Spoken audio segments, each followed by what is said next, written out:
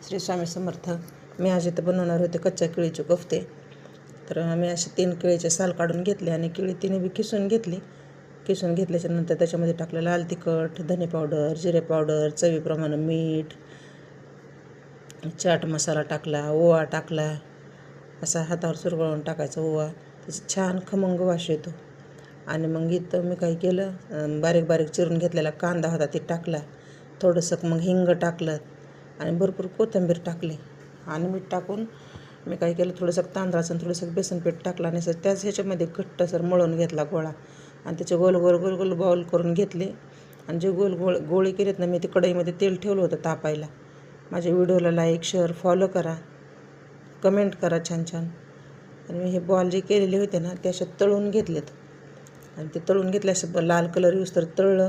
आणि मी काय कांदा टमाटरची ग्रेव्ही कशी करतो आपण, त्याच्यामध्ये ग्रेव्हीमध्ये आपण सोडून खाऊ शकतो आपण. मी काय ते केलेले दाखवले नाही, कारण त्यांना कच्चेच खायचे होते हे बॉल. बघा असे मस्त लागतात, खरपूस एकदम कुरकुरीत बॉल होतात. नक्की करून बघा.